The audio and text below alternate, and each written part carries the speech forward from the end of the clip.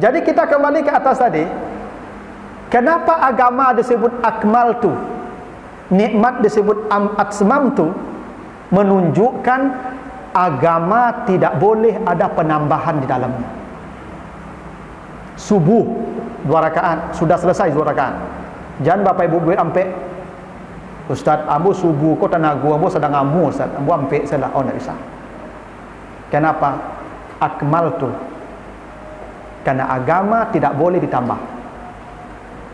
Seperti apa yang dicontohkan Nabi, seperti apa yang digariskan Allah, ikut saja.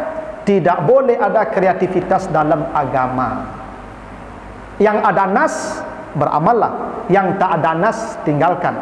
Itu kenapa al-aslu fil ibadati al-ittiba. Ibadah itu hukum asalnya mencontoh yang pernah dicontohkan Nabi. Di luar itu tidak boleh ada ibadah, haram ibadah. Itulah kenapa agama disebut akmaltu. Ya. Jadi agama ini sudah sempurna, Bapak Ibu, tidak boleh lagi ada penambahan-penambahan. Tapi hal-hal yang sifatnya muamalah boleh. Tapi yang sifatnya prinsip kamal, sempurna. Tapi kalau nikmat, Bapak Ibu, nikmat kita akan terus berubah. Nikmat kita akan terus bertambah sampai kita meninggal dunia. Nikmat yang kita terima ini akan terus bertambah. Dan bisa jadi nikmat yang kita terima melebihi catatan Allah. Boleh. Kenapa? Karena nikmat atmamtu. Boleh jadi Allah mencatatkan untuk kita 1M, tapi kemudian ditambah Allah setelah itu menjadi 2M.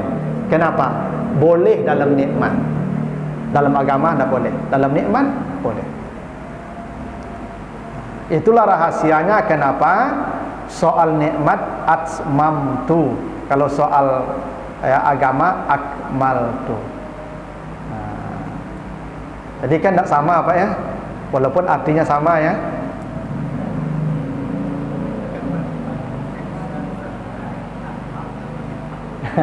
Itu tak paham saya Pak, kalau Islam Nusantara itu apa yang dia maksud itu. Cuman mungkin Islam Nusantara itu kultur. Kalau dalam konteks muamalah ya tidak apa-apa. Yang di Arab pakai sorban, yang Indonesia pakai peci. Ya, inilah simbol Islam kita. Yang di Arab pakai jubah, yang Indonesia pakai batik. Nah, inilah Islam kita. Mungkin itu maksudnya Pak. Bukan salat subuhnya beda Pak, di Nusantara ampe, yang di Arab duonya. Nah, itu betul Pak. Hal-hal yang prinsip tidak boleh berubah. Tapi yang sifatnya muamalah bisa saja. Sama juga Pak Ibu. Kalau di negara Arab masjidnya bakubah Pak, ya enggak, bakubah bule. Itu pengaruh Persia dulu Pak. Kalau di Minangkabau dulu kan masjid kok pakai gonjong datenya Pak. Ya, di kampung Ambo Pak Ibu masjid dulu datenya kok enggak kubah loh Pak, rumah adat. Ah, itu kan kultural tuh Pak. Dan itu mungkin itu yang disebut mungkin Nusantaranya itu di situ. Islam yang secara kultur punya warna berbeda dengan Islam yang ada di Timur Tengah. Tapi hal-hal yang prinsip tidak ada lagi perubahan Pak. Namanya kamilah. Quran tidak boleh lagi tambah-tambah. Entah kalau ada Quran Nusantara loh Pak. Hah? Al-Qurannya, ya Al-Quran kan ini Pak. Ah, itu langgam. Itu cara membacanya. Nah, itu ya orang boleh berbeda di situ, tapi yang bacanya kan tidak boleh beda. Ya, Bismillahirrahmanirrahim. Itu Quran tuh. Tapi dengan nama Tuhan dan Maha Pengasih lagi Maha, itu tidak Quran Pak, itu terjemahan. Ya. Tapi mungkin itu masuk yang Islam Nusantara itu Pak ya. Hal-hal yang sifatnya kultural. Tapi yang prinsip kamal, tidak boleh ada perubahan dalam agama kita. Selesai. Al-Quran selesai, hadisnya juga selesai, tinggal rujuk saja. Yang ada ikuti, yang tidak ada tinggalkan. Itu namanya kamal. Ini Pak Ibu, pentingnya ini. Andai Allah menggunakan al-yauma atmamtu lakum dinakum, maka agama boleh kreativitas. Itu salah satu dampak maknanya Pak. Andai kata Allah mengatakan al-yauma atmamtu lakum dinakum, maka dalam agama boleh ada unsur kreasi. Boleh ndak ikut Nabi. Boleh agama ni, ibadah ni kita ciptakan masing-masing. Kenapa? Atmamtu, boleh ditambah. Boleh ditambah-tambah. Tapi ketika Allah menggunakan akmaltu, tertutup pintu penambahan untuk urusan agama kita. Tidak sederhana tu dampaknya ya. Makanya seorang ahli fikih mustahil menjadi ahli fikih kalau bukan ahli bahasa Arab. Bagaimana dia akan mengistinbatkan satu ketentuan hukum, padahal bahasa Arab itu sangat jenius dalam penempatan kosakatanya. Itu baru satu unsur Pak, sinonimnya dulu. Belum soal ya format kata, morfologinya, morfemnya. Beda lagi itu Pak. Aula mastumun nisa, aula mastumun nisa, dua-duanya benar Pak. Atau kamu menyentuh perempuan, batal wudukmu. Tapi secara morfologi, kalau dibaca panjang lamas itu namanya ziyadah satu huruf, maknanya musyarakah. Kalau tidak dibaca panjang, sulasi mujarrad mutlak, 3 huruf asli lamastum. Konsekuensi hukum berbeda. Tidak mungkin orang bisa memahami kalau tidak belajar ilmu morfologi Arab. Nanti kita bahas juga bagian itu. Tapi ini bagian awal dulu, salah satu yang unik soal sinonim. Ya, jadi begitulah kekayaan bahasa Arab. Sebab Bapak Ibu, satu kata bahasa Arab itu bisa mendapatkan perubahan secara morfologi, itu bisa ratusan bentuknya. Kata apa jalasa itu bisa jalasa, jalasu, jalasa itu 14. Yajlisu, yajlisani, tajlis itu 14 juga. Ijlis, ijlisa itu 6. Jalis, jalisani itu 6. Itu ratusan. Belum lagi tambahan satu huruf, jalasa menjadi jalasa, menjadi ajlasa, menjadi tajallasa, menjadi injalasa, menjadi istajlasa. Itu pun kompleks.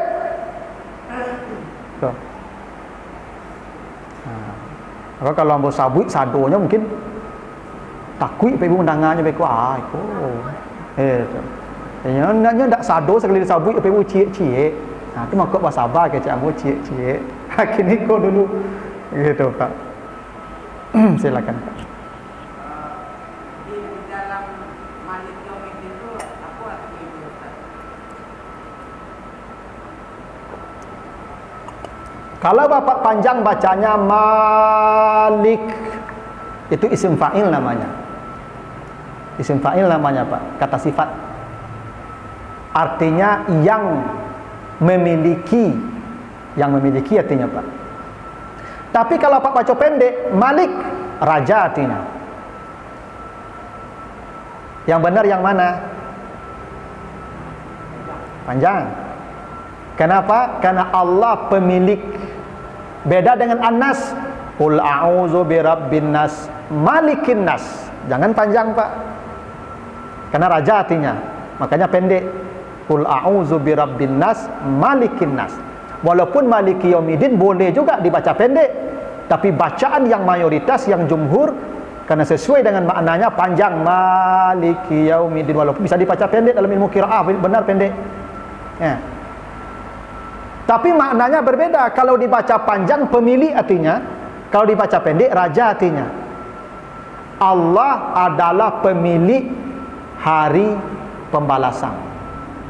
Karena Allah pemilik, maka Allah yang punya wewenang menentukan. Itulah kenapa nih Bapak Ibu kalau baca nanti di surat nih, di surah Al-Waqiah ayat yang ke-60, nahnu qaddarna bainakumul mauta wa ma nahnu bimasbukin ala an nubaddila amsalakum wa nunsyi'akum fima kanu. Nih Al-Waqiah ayat 61. Ala an nubaddila amsalakum wa nunsyi'akum fima la ta'lamun. Al-Waqiah 61. Besok di akhirat, ya, Allah yang berwenang membentuk kita sesuai apa yang Dia inginkan, bukan sesuai apa yang kita inginkan. Boleh jadi nanti bapak ibu bentuknya tak mau dekor, bisa lebih baik, bisa lebih buruk. Tapi mala ta'lamun, bentukmu wewenang Allah yang menentukan. Itu makanya besok awak takui apa ibu, wujuhu yauma izin khashi'ah, wajah awak kau tunduk sadonya apa ibu. Kenapa? Karena Allah yang berwenang, tidak ada lagi namanya Malik.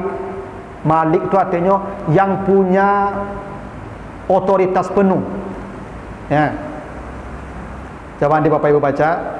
Nih, nanti kita bahas ayat ini secara morfologi kita bahas. Di surat Hud 105. Yauma ya'ti la takallamu nafsun illa biizni. Pada hari itu manusia datang menghadap Tuhan, tidak ada satu pun yang berbicara kecuali yang dapat izin dari Allah bicara. Besok di padang mahsyar, di akhirat, tidak ada satu pun manusia yang berani berbicara kecuali yang berbicara hanya karena izin Allah dia bicara. Kenapa? Allah Malik, hingga lidah kita pun tidak bisa kita gunakan sesuka hati Pak Ibu, karena kita tidak pemilik lagi. Kini apa ibu mengecek, kan bisa kalau mak dia awak saya mengecek kan? Kalau lidah milik bapak ibu kini. Besok lidah kita pun milik Allah. Dan kita tidak dibolehkan bicara kecuali sesuai izin pemiliknya. Itu namanya Maliki Yaumiddin. Jadi jangan bapak ibu kira orang di akhirat tu mau tahu-tahu ya. Bos sobok, "Oi, kamang salah mau kau hilang cak ndak kado itu loh bapak ibu." Ya. Di padang mahsyar itu tidak ada yang berani bicara. La takallamu nafsun, satu jiwa pun tak ada yang bicara illa biizni, kecuali Allah kasih izin dia bicara baru dia bicara. Itulah hakikat Malik Yaumiddin. Allah pemilik penguasa, satu-satunya pemilik tunggal nanti di hari pembalasan itu. Kalau awak sobok janak ke langsung pepanggil anak dah Pak. Besok di akhirat Pak sobok janak dan kamanggi-manggi anak ndak ada. Ndak ada lidah ni bisa bicara. Itu maknanya Maliki Yaumiddin. Wewenang semuanya ada pada otoritas Tuhan. Hingga bicara pun Allah kasih izin baru bicara. Yang tak dapat izin jangan bicara. Itu makanya orang nanti Bapak Ibu, ya, di padang mahsyar itu, Bapak baca di surat Taha juga ayat 20, ayat 108. Yauma izin yattabi'ud da'ila iwajalahu wa khasha'atil aswatu lirrahman fala tasma'u illa hamsa. Selama di padang mahsyar itu Bapak Ibu, yang kita dengar hanya suara kaki. Seperti apa kaki berjalan, hanya itu yang kedengaran. Tidak ada suara bicara. Yang ada hamsa. Kenapa? Karena bicara tidak bisa seenaknya di hari itu. Manusia hanya berjalan menuju panggilan suara. Ketemu, diam. Ada yang lari, ada yang diam. Bapak Ibu pernah ya apa kalau orang berjalan sama-sama kayak melasui-lasui terompanya enggak? Itu sih yang terdengar di padang mahsyarnya Bapak Ibu. Lasui-lasui kaki orang saya terdengarnya. Neng kecil tidak ada satu kalimat pun keluar. Kenapa? Harus ada izin baru bicara. Itu yang disebut Maliki Yaumiddin. Itu kalau Pak baca Malik panjang. Begitu Pak. Yang tanya tadi din itu Ustaz, sebelumnya Ustaz kan kalau din itu artinya agama, jadi Ba'a menyampaikan untuk din bisa berarti agama, bisa berarti pembalasan. Kenapa? Karena agama itu sifatnya pembalasan. Yang mengerjakan ini dapat ini, yang mengerjakan ini dapat ini. Makanya kalau dikasih harakatnya fatah, dain, hutang artinya. Din agama, pembalasan, dain, hutang. Bapak Ibu kalau kalau dikasih harakatnya beda apa? patah nih. Ya ayyuhallazina amanu iza tadayantum bidainin. Dain itu hutang artinya Pak. Kalau din, bayi artinya pembalasan. Kenapa hutang dain? Ya karena hutang itu kan dibayar Pak. Agama kau berhutang Pak. Ambo kini kau berceramah apa ibu Tuhan berhutang kamu. Besok Tuhan bayi kamu. Dengan pahala. Apa salat Tuhan berhutang ke Pak tu? Apa terima besok? Apa menciluk? Apa bayi besok tu? Apa hutang? Itu makanya disebut agama din. Itu kenapa hutang disebut dain. Itu kenapa pembalasan disebut din maliki yaumiddin. Karena agama itu isinya pembalasan. Andai tidak ada pembalasan, tidak ada agama. Apa sumayang saya nak do gunung punya pak sumayang saya palo nak do lok mangau sumayang saya golek-golek serumah pandang-pandang palo wak sumayang dak tu aku wak sumayang payah-payah kan ado ka dok timur sok Pak apa datang dengan ceramah aku mangau payah-payah kamari kalau nak do nak minta besok kan dak yakin ado pahalo besok kau ado kau terima besok yo kalau ndak ado ceramah saya ndak ado mangal-mangal tibo kamari cak rumah golek-golek nonton TV deh kena panik saya mari mah. Itu kenapa agama tidak mungkin ada kalau tidak ada pembalasan. Makanya din agama, pembalasan juga agama. Karena itulah inti agama. Bakau takui apa maniayu orang bayi besok. Itulah din, itu agama. Itu maka agama itu tidak kacau artinya. Lah ibu, sasak lah mak buah.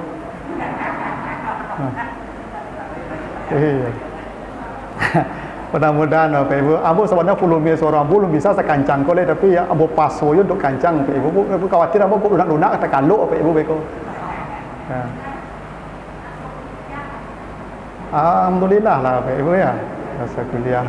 Ya kan second tahun ambo monolog ya Bapak Ibu kan. Nah, kini coba ada tampilan minimal kok lain.